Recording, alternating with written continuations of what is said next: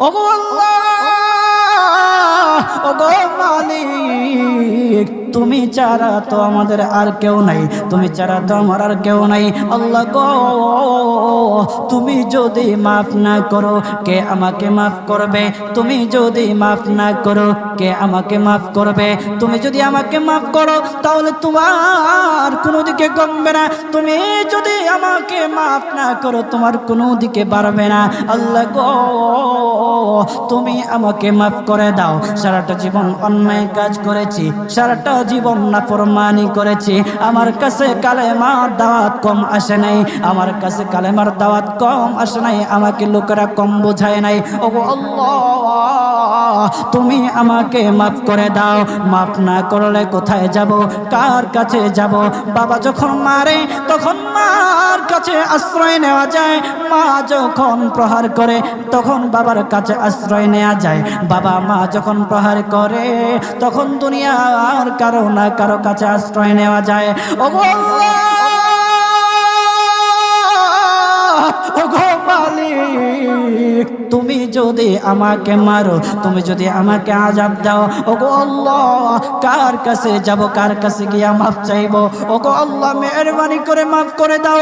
এইরকম কান্না করতেছে, কান্না করতেছে, চোখের পানি তার এমন ভাবে পড়তেছে, দাড়ি ভিজতেছে, দাড়ি ভিজে জমিনের মধ্যে চোখের পানি পড়তেছে, কান্না করতেছে। বান্দাটা কান্না করতে করতে করতে করতে আমার আল্লাহর কাছে এমন গ্রহণযোগ্যতা অর্জন করেছে, মহান আল্লাহ রাব্বুল আলামিন তার ডাকে সাড়া দিয়া তার জিন্দেগির সব গুনাহ মাফ করে দিয়েছেন। হযরত মূসা আলাইহিস সালাতু ওয়াস সালামের যুগের ঘটনা। একজন বড় পাপিষ্ঠ ছিল, জীবনে এমন কোনো গুনাহ নাই যে গুনাহ সে করে নাই।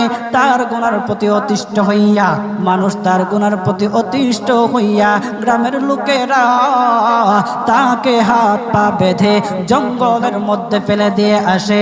জঙ্গলের মধ্যে থাকতে থাকে, কিছুদিন থাকার পর মালাকুল মউত যখন তার সামনে এসে উপস্থিত, এর আগ মুহূর্তে সে বান্দা আল্লাহর কাছে ডেকে ডেকে বলতেছে,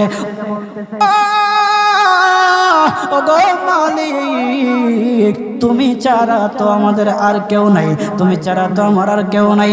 আল্লাহ গো, তুমি যদি মাফ না করো কে আমাকে মাফ করবে? তুমি যদি মাফ না করো কে আমাকে মাফ করবে? তুমি যদি আমাকে মাফ করো তাহলে তোমার কোনো দিকে কমবে না, তুমি যদি আমাকে মাফ না করো তোমার কোনো দিকে বাড়বে না। আল্লাহ গো,